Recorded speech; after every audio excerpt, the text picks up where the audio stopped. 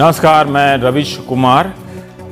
आज राष्ट्रीय परिस्थिति में अंतर्राष्ट्रीय परिस्थिति की बात करेंगे। यह वो परिस्थिति है जिस पर किसी भी सरकार का कोई नियंत्रण नहीं होता और इसी के कारण पेट्रोल, डीजल और गैस के दाम बढ़ जाते हैं। लेकिन इस अंतर्राष्ट्रीय परिस्थिति के फलस्वरूप राष्ट्रीय परिस्थिति में पैदा हुई चीजों यानी आलू प्याज के दाम जब बढ़ जाते हैं, उसे सरकार नाना प्रकार की बैठकों और निर्देशों से क्यों नहीं रोक पाती है।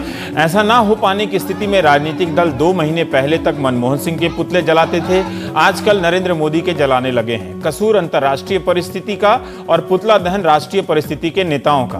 प्रदर्शन बोरिंग हो चला है। समाजवादी पार्टी ने आज इस बोरियत को तोड़ते हुए वाराणसी में पुतला दहन की जगह मोटरसाइकिल दफन का आइडिया निकाला। मामला सेकुलर लगे इसलिए एक जगह बाइक को सुपुर्दे खाक किया गया तो दूसरी जगह हिंदू रीति से मां गंगे में बाइक का प्रतीकात्मक विसर्जन किया गया। महंगाई राजनीतिक दलों को क्रिएटिव बना देती है। जो बीजेपी मनमोहन सरकार के खिलाफ भारत बंद किया करती थी, वो आजकल भारत सरकार चला रही है। इसके बाद भी अंतर्राष्ट्रीय परिस्थिति का बाल बांका नहीं कर पा रही है। फर्क सिर्फ इतना आया है कि जो बातें मनमोहन सिंह बोला करते थे वही बातें बीजेपी कहने लगी है। बीजेपी मनमोहन को मौन मोहन कहा करती थी, अब कांग्रेस मोदी को मौन मोदी कहने लगी है। मैं एक बात समझ गया हूं, महंगाई में भारत में महंगाई से सिर्फ विपक्ष में रहते हुए लड़ा जा सकता है, क्योंकि विपक्ष में रहते ही इस निर्मोही और पॉकेटमार अंतर्राष्ट्रीय परिस्थिति की ठीक से धुलाई हो सकती है। उदाहरण के लिए तब विपक्ष के धारदार प्रवक्ता के तौर पर प्रकाश में आए प्रकाश जावड़ेकर साहब पेट्रोल डीजल के दाम बढ़ाने पर कहते हैं कि सरकार लोगों से जजिया टैक्स वसूल रही है। यह बिल्कुल स्वीकार करने योग्य नहीं है। सरकार का यह तर्क कि अंतर्राष्ट्रीय कीमतों के कारण दाम बढ़े हैं, यह गलत है। यह सरकार लोगों को कितना लूटेगी। अब प्रकाश जावड़ेकर मंत्री बन गए हैं, लेकिन अंतर्राष्ट्रीय परिस्थिति के खिलाफ तो जनता ने वोट नहीं दिया था। लिहाजा पेट्रोल, डीजल और गैर सब्सिडी वाले सिलेंडर के दाम बढ़ने पर वे कहते हैं कि महंगाई समस्या है। लेकिन जैसा कि हम जानते हैं, हमें यह समस्या विरासत में मिली है। यूपीए सरकार ने 10 साल में क्या किया है लोगों ने देखा है। महंगाई का मुद्दा इलेक्ट्रिक स्विच नहीं कि ऑन ऑफ कर दिया, इसके पीछे कुछ अंतर्राष्ट्रीय परिस्थितियां भी हैं। 2011 में प्रणब मुखर्जी ने कहा था कि महंगाई दूर करने के लिए सरकार कोई जादू की छड़ी नहीं घुमा सकती। 2014 के जून में इस जादू की छड़ी का नाम इलेक्ट्रॉनिक स्विच हो गया है, इलेक्ट्रिक स्विच।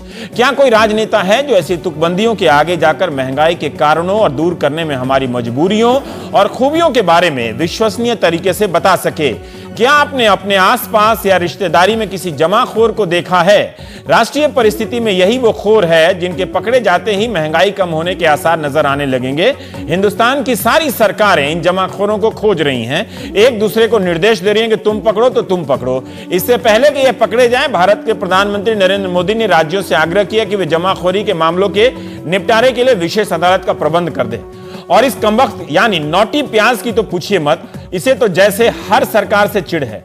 यूपीए के समय आनंद शर्मा कहा करते थे कि जमाखोरों के कारण प्याज के दाम बढ़े हैं। कई कांग्रेसी नेताओं ने बीजेपी समर्थक जमाखोरों को कारण बताया था। शीला दीक्षित सरकार के मंत्री हारून यूसुफ ने मध्य प्रदेश सरकार पर आरोप लगाया था कि वहां जमाखोरों के खिलाफ उचित कार्रवाई न होने के कारण प्याज के दाम बढ़ रहे हैं। अब सरकार बदल गई है तो आज सूत्रों के हवाले से बीजेपी ने कहा कि यह कांग्रेसी जमाखोरों का काम है। ये बात कहने के लिए भी सूत्रों का सहारा लिया गया। आखिर कब तक दिल्ली सरकार प्याज बेचने की व्यवस्था करती रहेगी? और क्या ये प्याज के दाम सिर्फ दिल्ली में हैं, महंगे हो रहे हैं? 2011 में दिल्ली में जब ऐसे ही छापे पड़ रहे थे तब व्यापारी हड़ताल पर चले गए थे। तब व्यापारियों ने कहा था कि सरकार हम व्यापारियों को जमाखोर कहकर बदनाम कर रही है। इस बार राष्ट्र हित में व्यापारियों की ऐसी किसी भावना के आहत होने की कोई खबर नहीं है। आज दिल्ली के उपराज्यपाल ने 52 टीमें बनाकर राज्य भर में छापे मारकर प्याज, आलू, दाल, खाद्य तेलों को पकड़कर लाने के लिए छोड़ दिया। प्रेस रिलीज अनुसार इन 52 अश्वमेधी टीमों ने दिन भर 549 ठिकानों पर छापे मारे और 104 लोगों के खिलाफ मामले दर्ज कर दिए। पकड़े गए ये जमाखोर कांग्रेसी हैं या भाजपाई, इसका तो जिक्र नहीं है, मगर 12,000 क्विंटल दाल और चावल के गैर कानूनी स्टॉक पकड़े गए हैं। 19 जून को भी दिल्ली में 532 ठिकानों पर छापे पड़े थे और 42 लोगों के खिलाफ मुकदमा दर्ज हुआ था। फिर भी महंगाई बढ़ गई थी। केंद्रीय खाद्य आपूर्ति मंत्री रामविलास पासवान ने कहा कि हमारे पास चावल, गेहूं, चीनी, आलू, प्याज की कोई कमी नहीं है। पासवान जी कहते हैं कि जो भी टीवी और अखबार में सुनता है वो मानसून कम हो गया तो जमाखोरी करने लगता है। लेकिन पासवान जी वही जमाखोर टीवी में यह सुनकर तो क्यों नहीं डरता कि सरकार उन्हें खोज रही है। पासवान ने कहा कि 4 जुलाई को देश भर के खाद्य मंत्रियों की बैठक बुलाई गई। 1 महीना पहले ही तो देश भर में होर्डिंग लगी थी जिसमें नरेंद्र मोदी का नारा लिखा था कि अब नहीं सहेंगे महंगाई की मार या वार। मगर बयानों से तो यही लगता है कि जनता से ज्यादा सरकार ही महंगाई की मार सह रही है।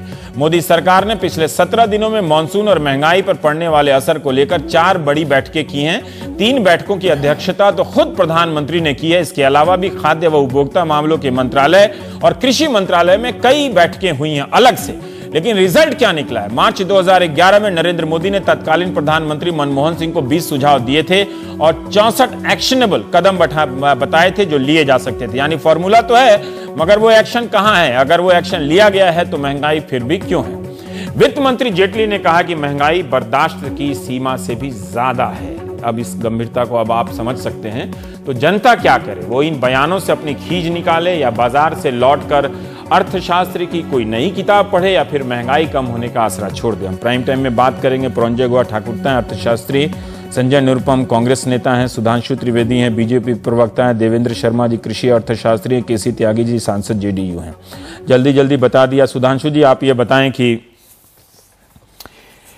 जरूर आप भी सामान्य जन की तरह महंगाई बढ़ने से परेशान होंगे, लेकिन क्या आप इससे भी परेशान हैं कि रोकने का प्रयास कर रहे हैं मगर वो तुरंत नहीं रुक रही है और वही बातें आपको भी कहनी पड़ रही है जो कभी मनमोहन सिंह कहा करते थे? देखिए, दोनों परिस्थितियों में एक मूलभूत अंतर है। यदि ये कोई तात्कालिक परिस्थिति है और उसमें आप क्या निर्णय ले पा रहे हैं, और एक है कि लंबे समय तक आपको मौका मिले और उसके बाद आप क्या कर पा रहे हैं। आपकी निर्णय लेने की क्षमता और शासन की क्षमता का जो अंतर है वो इससे आंका जा सकता है। अब जैसे हमारी सरकार अभी आई है, 10 साल से निरंतर क्या स्थिति थी उसके हम डिटेल में नहीं जाना चाहेंगे। सिर्फ एक तथ्य बताना चाहेंगे कि जब 2004 में हमारी सरकार आई थी तो $22 बिलियन का करंट अकाउंट सरप्लस था और इस समय तकरीबन 80 बिलियन से ऊपर का करंट अकाउंट डेफिसिट है। तो ये केवल इस बात के लिए पर्याप्त है बताने के लिए कि अर्थव्यवस्था किस हालत में थी। उसमें से अगर आप निकालने का भी कोई प्रयास करते हैं तो चंद दिन उसके लिए इतने पर्याप्त नहीं है। हाँ, ये मैं पूर्णतः आश्वस्त करता हूं, एक निश्चित समयावधि के बाद इसके तात्कालिक और दीर्घकालिक दोनों उपायों पे सरकार व्यापक विचार कर रही है। अगर आप ये कहते हैं तो मैं उम्मीद करता हूं। देखिए, यशवंत सिन्हा ने जब 2011 के साल में बहस हुई थी संसद में, तब उन्होंने कहा था कि गो फॉर गॉड से गो। मनमोहन सिंह, प्रणब मुखर्जी जब भाषण दे रहे थे, यानी आपसे संभलता नहीं है तो आप चले जाइए और देखिए कि मानसून सत्र के बाद अब इस महंगाई पर शीतकालीन सत्र में कोई चर्चा ना हो।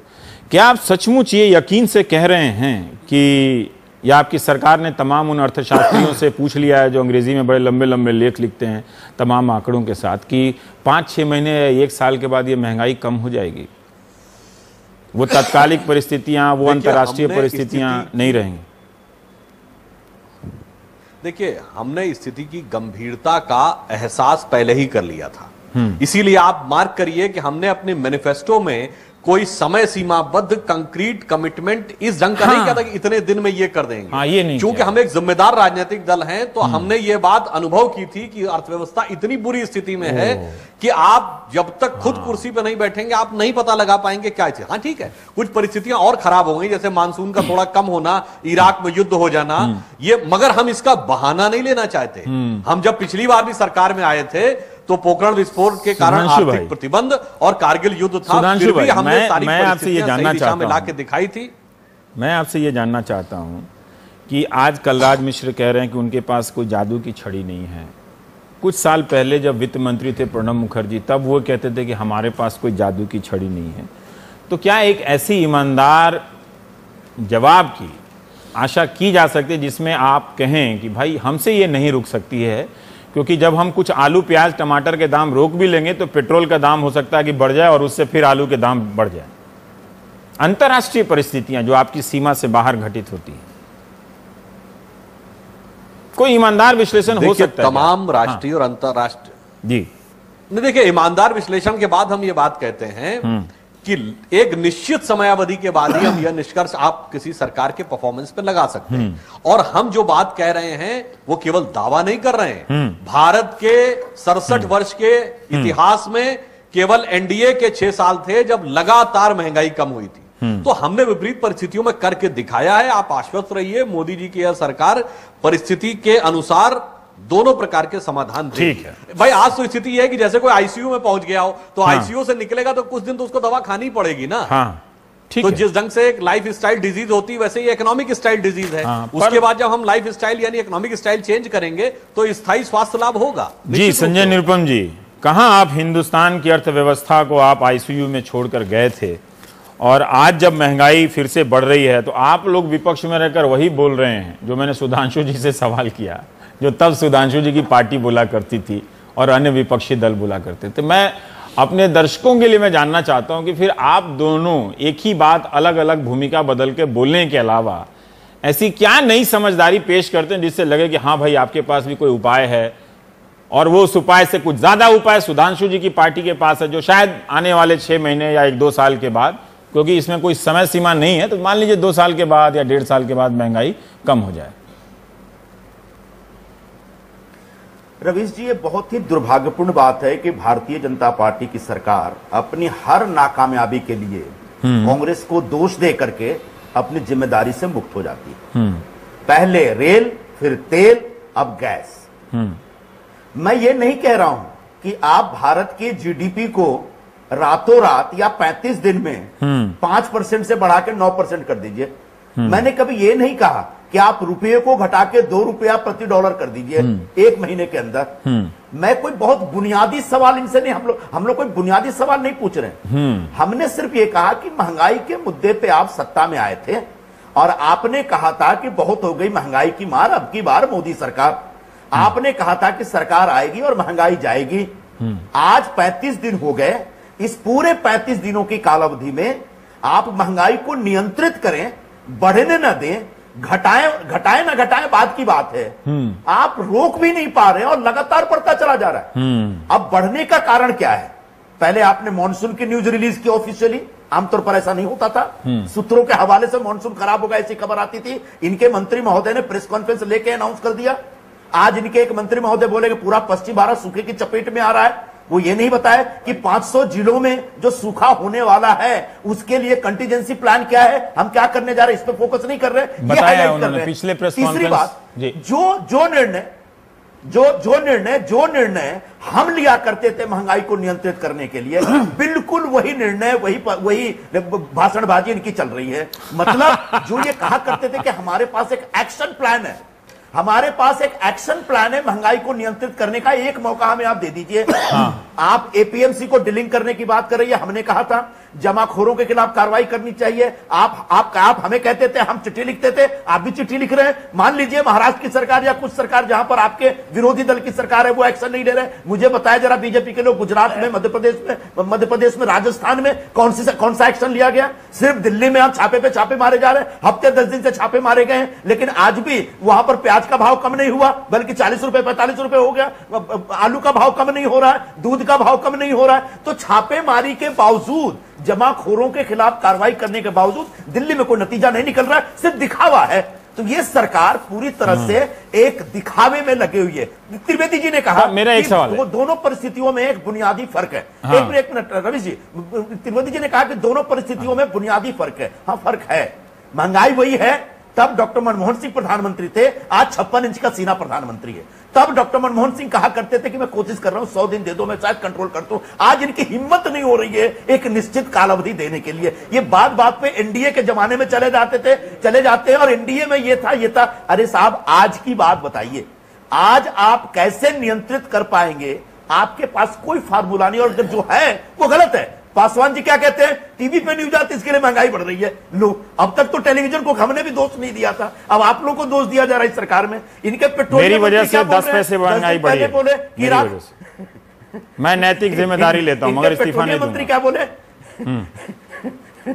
इनके पेट्रोलियम मंत्री ने कहा था कि 10 दिन पहले बोला कि इराक संकट का डीजल पेट्रोल के प्राइस पर कोई असर नहीं पड़ेगा। हाँ। आज उन्होंने कह दिया कि नहीं जी, असर पड़ रहा है। मतलब कहीं ना कहीं ऐसे मंत्रियों का एक जमावड़ा बना दिया गया है जिनके पास सही सोच समझ नहीं है, अधकचरी जानकारी के आधार पर प्रशासन चला रहे हैं। और उस जमाने में तो पॉलिसी पैरालिसिस का आरोप लगाते थे। आज कौन सा पॉलिसी पैरालिसिस है भाई? हाँ, आज क्या है? ये बात सही है कि आप बैठक कर रहे हैं, बहुत सारा एक्शन बताया आपने कि आपने डिलिस्ट कर दिया एपीएमसी से, कि वो प्याज और आलू जैसी चीजों को आपने डिलिस्ट कर दिया है। ठीक है, और छापे मार रहे हैं, लेकिन इन छापे मारने के बावजूद भी, और ये भी कह रहे हैं कि आपके पास सप्लाई खूब है प्याज की, ठीक है, फिर भी दाम बढ़ रहे हैं।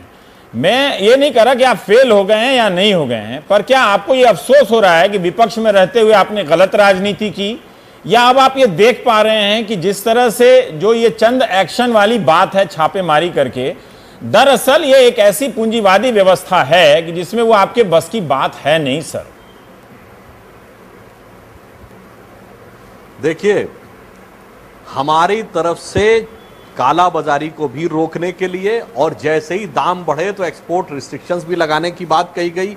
उन सारे मेजर्स के ऊपर तो हम अपना विचार व्यक्त करेंगे, और पर रिजल्ट तो नहीं आया ना सर। देखिए, जब आप तीन हाई क्लास की मीटिंग हुई है, प्राइम मिनिस्टर ने 3 बैठकें ली हैं, बहुत तरह की बैठकें हुई हैं, उन बैठकों का ना तो जैसे संजय कह रहे हैं कि ठीक है दाम नहीं कम हुआ, कोई बात वो नहीं कह रहे हैं कि हम उस पर नंबर नहीं देते हैं, लेकिन आप रोक पाते, स्थिर रख पाते कि हाँ कीमतें नहीं बढ़ रही हैं, फिर उन एक्शन का क्या फायदा हुआ? रिजल्ट भी आएगा, प्रभाव परिणाम दिखाई पड़ेगा। मैं संजय जी से सिर्फ एक बात कहना चाहूंगा तथ्यात्मक आधार पे।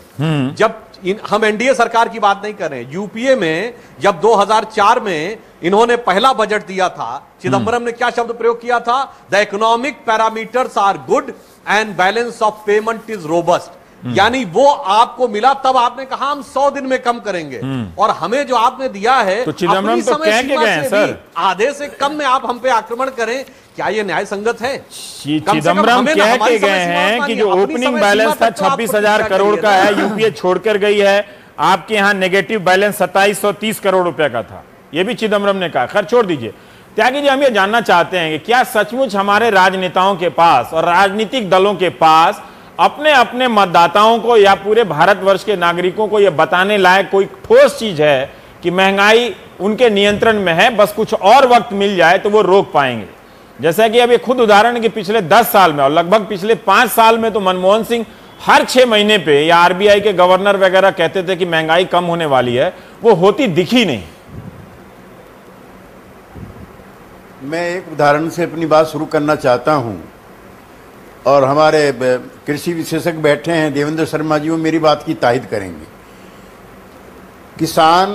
गन्ना किसान की समस्याओं को लेकर के पिछली सरकार में हमने प्रयास किया तो मनमोहन सिंह जी ने ग्रुप ऑफ मिनिस्टर बना दिया, जिसमें शरद पवार जी, अजीत सिंह जी और कामत साहब थे, हाँ, वहां के अपने केरला वाले खाद्य मंत्री। उन्होंने बजाय किसानों की बात सुनने के चीनी मिल मालिकों को 6,000 करोड़ रुपए का पैकेज दे दिया। अब पिछले हफ्ते प्रधानमंत्री ने फिर ग्रुप ऑफ मिनिस्टर बना दिया चीनी संकट को टालने के लिए, सोल्व करने के लिए। उसमें दूसरे महाराष्ट्र के चीनी मिल मालिक नेता श्री गडकरी जी, श्री रामविलास पासवान और 3-4 मंत्री और, इन्होंने क्या किया मिलकर के, जो मैन मेड महंगाई है उस पर मैं बताना चाहता हूं कि 4,000 करोड़ रुपए का इन्होंने चीनी मिल मालिकों को एक नया पैकेज दे दिया। खबरदार अगर गन्ने के दाम बढ़ाए, ये चेतावनी दे 4,500 करोड़। और हाँ जी, और जो ताजा 4 रुपए क्विंटल किलो के हिसाब से जो चीनी के दाम बढ़े हैं, वो जो ब्राजील से चीनी यहाँ आकर के बाजार में सस्ती होती थी, उस पर 15-14% के बजाय इन्होंने 40% का आयात शुल्क लगा दिया, जिसका तात्कालिक नतीजा हुआ कि 1 हफ्ते के अंदर बाजार में 4 रुपए किलो के हिसाब से चीनी के दाम बढ़ गए।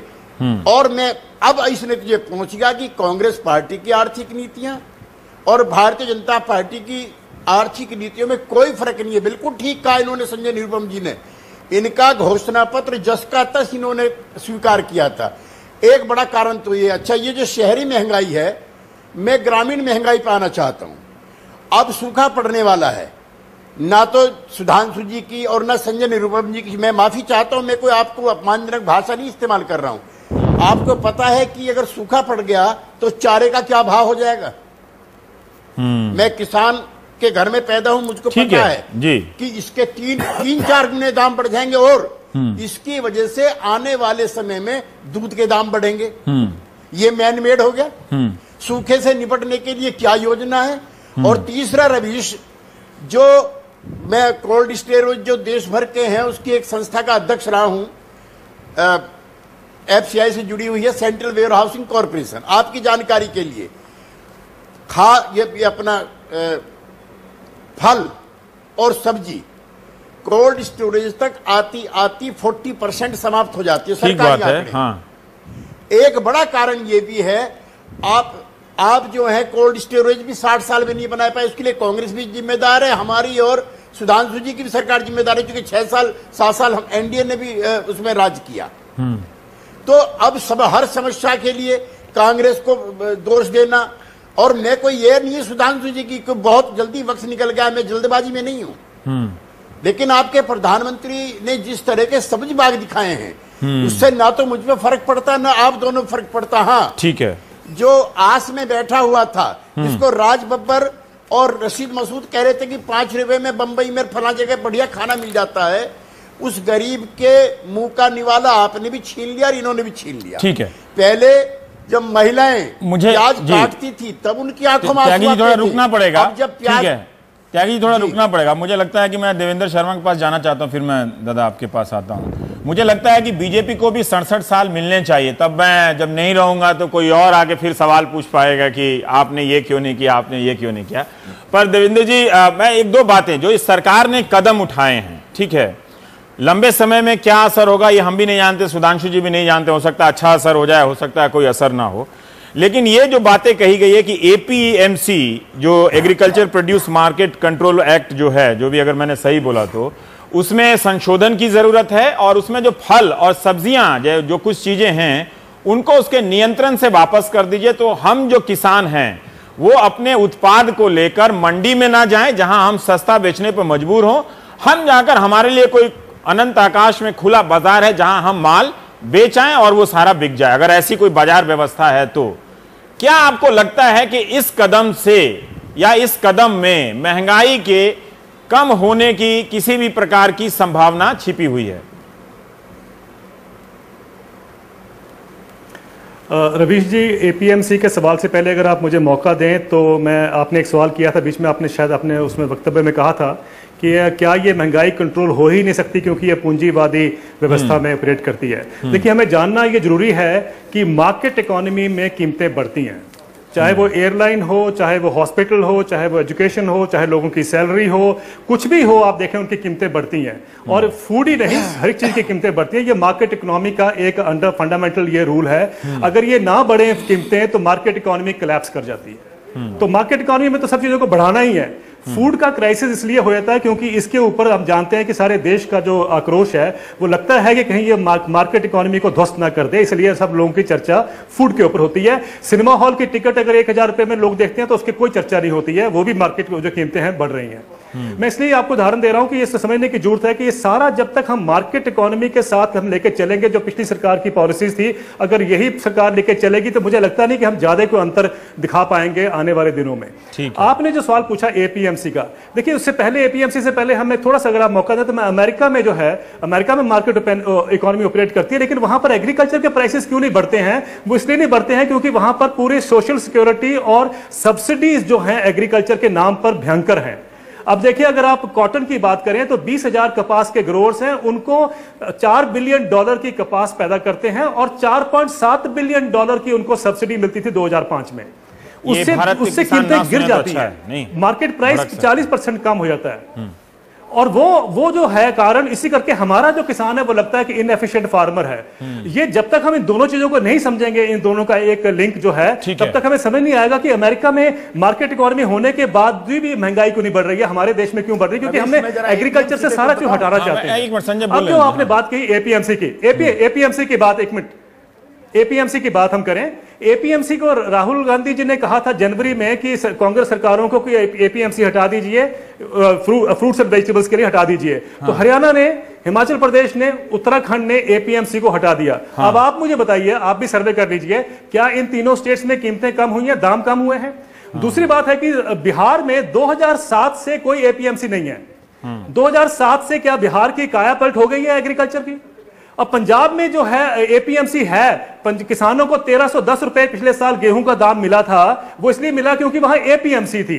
और बिहार में किसानों को 800-900 रुपए दाम मिला था क्विंटल का धान का, वो इसलिए मिला क्योंकि वहां एपीएमसी नहीं थी। अगर आप चाहते हैं कि पंजाब का किसान भी बिहार का किसान बन जाए तो आप एपीएमसी को हटा दीजिए। तो ये कहीं ना कहीं हमारी जो इकोनॉमिक थिंकिंग है, क्योंकि हमारे प्रॉब्लम ये है कि हमारे कुछ एक इकोनॉमिस्ट देश के ऐसे हैं जो वोकल हैं, शोर मचाते हैं, लगता है कि वो ग्रोथ की जब तक बात नहीं होगी देश में कुछ काम नहीं होगा। वो एक मार्केट का मॉडल जो लेके आते हैं, जो कि एग्रीकल्चर को एक तरह से वो देख रहा है, उसको डिसमिस करने की बात है, उसको डिसमेंटल करने की बात है। और मेरा मानना है कि उससे आने वाले दिनों में और नुकसान होगा देश का, अगर हमने एग्रीकल्चर को इस तरीके से हमने उसको नुकसान पहुंचाया। तो एपीएमसी की बहुत जरूरत है। मेरा मानना है कि एपीएमसी को सारे देश में एक्सपैंड करना चाहिए। अब देखिए, आज आप देखें खबर छपी है कि हिमाचल में 2 रुपए किलो नहीं मिला लोगों को टमाटर का भाव, तो उन्होंने टमाटर डंप कर दिए। पंजाब में जो घिया है उसका प्राइस नहीं मिला तो संगरूर में लोगों ने सड़कों पर फेंक दिया। मेरठ में भिंडी का नहीं कीमत मिला तो भिंडी सड़कों पर फेंक दी गई।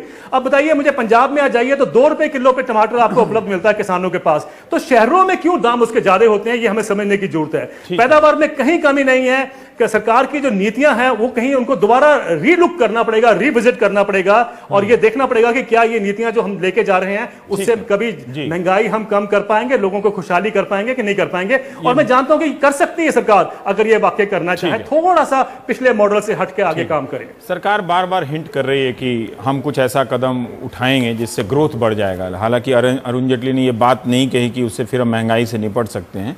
ठीक ये इसी सेंटेंस का इस्तेमाल जब वित्त मंत्री रहते हुए प्रणब मुखर्जी भाषण दे रहे हैं तो कह रहे हैं कि ज़रा सी महंगाई बढ़ जाए और ग्रोथ ठीक हो तो चलेगा, और हम इसी लक्ष्य को हासिल करना चाहते हैं।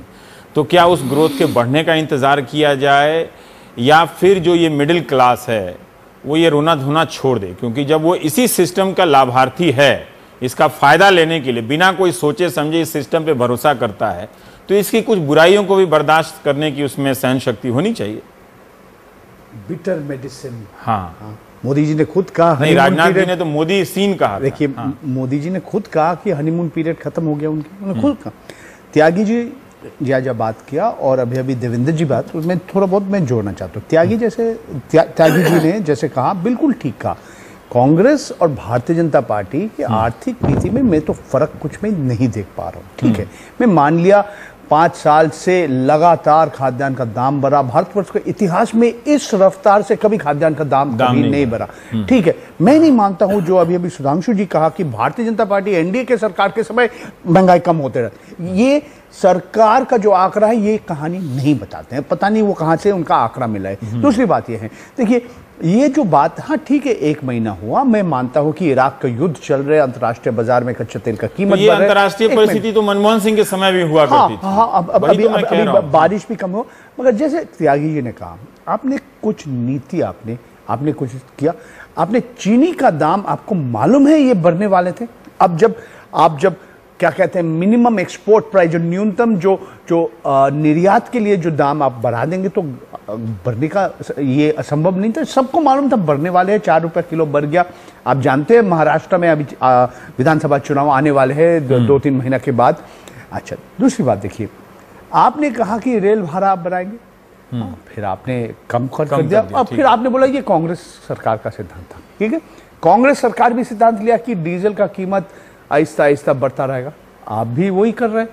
आपने भी जो रसोई गैस जो जिसमें सब्सिडाइज नहीं है वो भी आप बढ़ा रहे हैं। तो मतलब आपका नीति, भारतीय जनता पार्टी या एनडीए सरकार की नीति और कांग्रेस या यूपीए सरकार की नीति में कुछ फर्क नहीं। ठीक है, पर क्या आप एक चांस देना चाहेंगे कि ये सरकार शायद मजबूर हालात में हो, तो उसके पास यही एक रास्ता बचा है? समय बताएंगे। जुलाई महीना के 10 तारीख अरुण जेटली जी ने बजट पेश करेंगे। ठीक है, उनके लिए भी ये वित्तीय घाटा का एक बात है, उनके लिए भी ये सब्सिडी या अनुदान का बात होगा। तो ठीक है, आप नहीं चाहते हैं कि डीजल का दाम आप रोक दें, ठीक है, क्योंकि अब घाटा बढ़ जाएगा। तो आपका जैसे नीति, आपका जो अर्थ करे, क्या सरकार क्या करे? फिर बहुत कुछ कर सकते हैं। एक चीज बताइए, जो मिनिमम एक्सपोर्ट प्राइस का नया शिगुफा में सुनना, हो सकता है कि ये मिनिमम सपोर्ट प्राइस का नया भतीजा हो। मिनिमम एक्सपोर्ट प्राइस जैसे आलू प्याज पे बढ़ाया कि इतने से कम दाम पे आप एक्सपोर्ट नहीं करेंगे, नहीं कर पाएंगे। क्या ये फॉर्मूला मान्य फॉर्मूला है दाम कम करने का? क्या मगर नहीं हुआ, प्याज का दाम कम हुआ, आलू का दाम कम हुआ, चीनी का दाम कम हुआ, कुछ भी नहीं हुई है। दूसरी बात है, एक तो मिनिमम एक्सपोर्ट प्राइस, एक है इंपोर्ट प्राइस का भी बात होता है। दूसरी बात, अब जरा ध्यान से मेरा बात सुन लीजिए। देखिए, आप क्यों नहीं चाहते हैं कि सब्सिडी बढ़े? क्यों आप कह रहे वित्तीय घाटा बढ़ जाएगा? हाँ ठीक है, आप वित्तीय घाटा बढ़ा, तो आपका जो अर्थ नीति है, आपका जो चिंताधारा है, ये कांग्रेस और यूपीए में क्या फर्क है? हमें तो फर्क नहीं देख रहे। आप अब समझ लीजिए कि हम बोले कि हम डीजल का कीमत नहीं बढ़ाएंगे तो इसका असर क्या पड़ेगा? ठीक, आपका घाटा बढ़ जाएगा। मुझे इस बात का जवाब दीजिए। एक सेकंड, मैं जनरल बात हो गया कि दोनों की पॉलिसी का हम की आलोचना कर रहे हैं। अगर अरुण जेटली टैक्स में कोई रिलीफ दे दे, कुछ पैसा दे दें लोगों के हाथ में और कुछ और सुविधाएं दे दें, तो क्या इसे मान लिया जाए कि ये महंगाई से रिलीफ दे दिया? ठीक है, थोड़ा बहुत देंगे तो सरकार एक हाथ में जो दे रहे दूसरे हाथ से ले रहे, ये भी हो रहे क्योंकि आपने रेल ने तो इसमें तो मिडिल क्लास खुश हो रहा है ना, जो गरीब किसान है उसको कहां टैक्स में फायदा हो रहा है? मिडिल क्लास सचमुच खुश हो रहे कि आप मालूम नहीं है, नहीं जी, खुश है। समझ लीजिए आप आयकर में उसको थोड़ा बहुत आप छूट दे दिया, ठीक है। भारतवर्ष का 3% लोग भी आयकर नहीं देते, पहला बात। हाँ, मिडिल क्लास उसमें है और इसमें जो सैलरी क्लास है ठीक है 2%। मेरा कहना देखिए, आप एक हाथ से कुछ ले रहे, दूसरे हाथ से कुछ आप देने के दिखा रहे कि हम कुछ दे रहे हैं, मगर असली बात है कि जो मध्य वर्ग का जो लोग है उनके जो असली आय, हर गृहिणी से पूछिए, असली आय हर महीना कम होते जा रहे हैं और जा रहे। तो इसके मतलब ये सरकार ऐसा कुछ अभी तक कदम नहीं उठाया कि हमें मालूम पड़ेगा कि हाँ, हम कोशिश कर रहे महंगाई के ऊपर अंकुश लगाना। ठीक है, 1 महीना हो, 1 महीना 5 दिन हो और समय बताएंगे, मगर अभी तक 1 साल बाद कम हो जाएगी महंगाई। हम तो विश्वास, तो मनमोहन सिंह भी वही कह रहे थे कि हम 100 दिन के बाद कम करें। देखिए वो भी एक ही चीज बात कर रहे हैं कि ये हमारे ऊपर नहीं है, ये अंतरराष्ट्रीय बाजार में। ठीक है संजय, मैं एक बात जानना चाहता हूं, तब क्या ये निष्कर्ष निकाला जाए कि आपको भी एक विपक्ष के रूप में, और मैं इस बात की आपकी तारीफ करना चाहता हूं कि आपने भारत बंद का ऐलान नहीं किया क्या आपको भी लगता है कि जो आपके बस की भी बात नहीं है, ये नहीं कर पाए, आप भी उन सही कदमों को उठाते हुए ये आप नहीं रोक सकते जब तक आपके पास कोई वैकल्पिक ऐसी व्यवस्था नहीं हो जिसको आप आजमाने के लिए तैयार हो? क्या आपको लगता है कि बीजेपी के पास ऐसे कुछ बोल्ड स्टेप का कोई स्कोप बचा है जो आप नहीं उठा सके और बहुमत वाली ये सरकार उठा सकेगी तो वो कम हो जाएगी महंगाई? देखिए रवीश, न तो हमने भारत बंद की कोई घोषणा की और न ही प्रधानमंत्री से कोई इस्तीफा मांगा है। वरना भारतीय जनता पार्टी के जो लोग थे हर दूसरे दिन महंगाई के नाम पे डॉक्टर मनमोहन सिंह जी से इस्तीफा मांगते थे। हम तो चाहते कि सरकार, जनता ने चुना है, सरकार चलनी चाहिए, सरकार काम करे, लेकिन जनता को राहत दे। रह गई बात जो कदम उठाने वाले थे, एपीएमसी के बारे में अभी एक अर्थशास्त्री महोदय जो बोल रहे थे, एपीएमसी को अमेंडमेंट करने का एक्ट ऑलरेडी पास हो गया है। यूपीए सरकार ने नेशनल इनिशिएटिव ऑन वेजिटेबल इस तरह का एक प्रोग्राम प्लान बनाकर के रिलीज किया और तमाम राज्यों को बोला कि एपीएमसी और उसके अलावा जो सप्लाई चेन बहुत बड़ा है, जैसे एक उदाहरण देता हूं कि लासल गांव से जब प्याज निकलता है तो कम से कम 4 या 5 हाथों से गुजरने के बाद मार्केट में आता है, कंज्यूमर के पास आता है। और तो ये इतना बड़ा जो सप्लाई चेन है उसको स्क्वीज करिए, उसको कम करिए।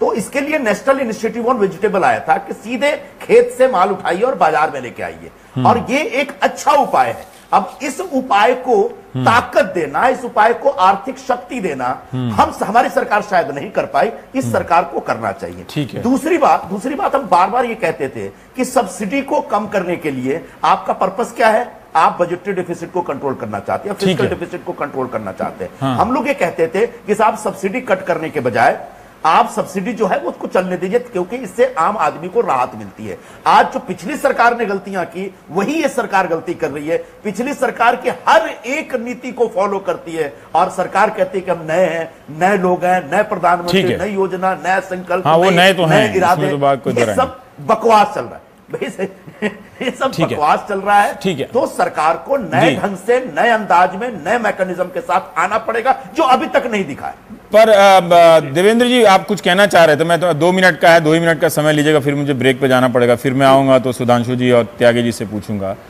ये नरेंद्र मोदी ने working group on consumer affairs जो प्रधानमंत्री ने बनाई थी, उसकी रिपोर्ट उन्होंने पेश किया था कि महंगाई रोकने के लिए क्या क्या है। तो जो 20 कदम बताए थे वो बाकायदा उन्होंने लिस्ट दे दिया था कि क्या क्या करना है। क्या उन पर सरकार चले तो महंगाई कम हो सकती है क्या?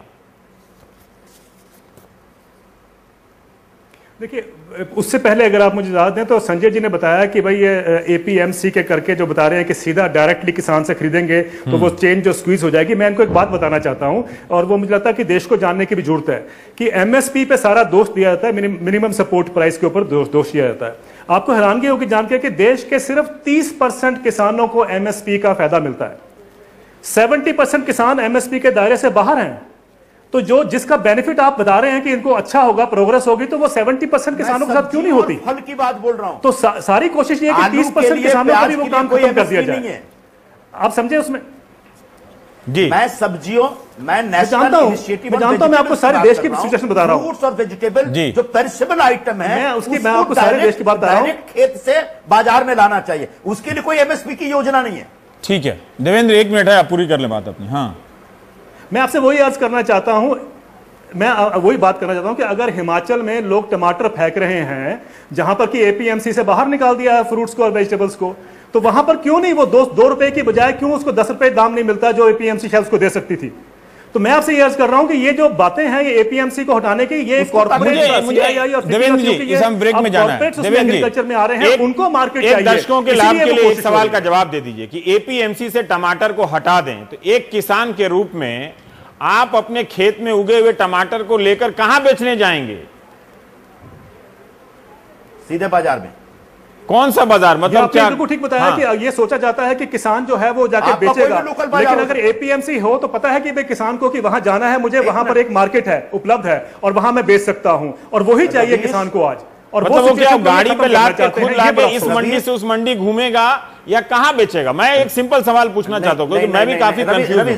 हाँ, रविश एक मिनट। जो सप्लाई चेन है जिसमें अलग अलग पड़ाव हैं, उसमें से एक पड़ाव एपीएमसी है। तो जैसे आप एपीएमसी का पड़ाव खत्म करते हैं, इसका मतलब नहीं कि सप्लाई चेन पूरी तरह से खत्म हो गया। बीच में और भी 1-2 लोग हैं, तो कहीं ना कहीं जितने ज्यादा मार्जिन खाने वाले लोगों को कम करेंगे उतना ही उसका भाव कम होगा। वरना 4 रुपए का अगर ये ऐसा होता तो देवेंद्र कह रहे हैं कि टमाटर भिंडी के मामले में क्यों नहीं, हमें एक ब्रेक लेना पड़ेगा। ठीक है, लेकिन ये कदम तो अरुण जेटली ने उठाया है, उन्होंने कहा है कि इसको डिलिस्ट कीजिए, है ना? नहीं, मैं रमेश जी, उसको ताकत दीजिए, उस किसान को, छोटे ट्रेडर को। मेरे ख्याल से ऐसा कुछ अंदाज है कि 15 लाख या 50 लाख रुपए की जिनके पास अपनी बैंक गारंटी होती है, वो डायरेक्ट खेतों से माल उठा करके शहर में लाके बेच सकते हैं। वो नेशनल इनिशिएटिव ऑन वेजिटेबल्स का एक हिस्सा है। एक छोटा सा हम ब्रेक ले लेते हैं ताकि अपना माल लेकर के सीधे बाजार में आ जाए। एक छोटा सा हम ब्रेक ले लेते हैं, तो फिर ये अपने जमाखोर भाई लोग हैं उनके बारे में जरा सा बात कर लें कि क्या कहीं ऐसा तो नहीं कि हम उनको लेके सही में बदनाम कर रहे हों, ऐसे बहुत सारे के मिथकीय भूत की रचना कर रहे हों, जैसे सारी महंगाई की जड़ में वही लोग हैं। सारे जमाखोर है, कौन सा राजनीतिक दल को समर्थन करते हैं? नहीं, वो अब तो लगता है कि वो किसी पार्टी के नहीं है, वो सही में राष्ट्रीय हैं, वो बिना पार्टी देखे हुए ही दाम बढ़ाते हैं। तो मैं जमाखोरों की तारीफ करता हूँ। छोटे से ब्रेक के बाद। महंगाई कोई ऐसी चीज नहीं है कि इलेक्ट्रिकल स्विच जैसे ऑन ऑफ करते हैं तो होती है। देखिए, अच्छे दिन का क्या मतलब आप सोचते हैं कि हम आ गए तो कोई जादुई डंडा घुमा दिया और सारी चीजें नीचे आ जाएगी? ऐसा नहीं होता है।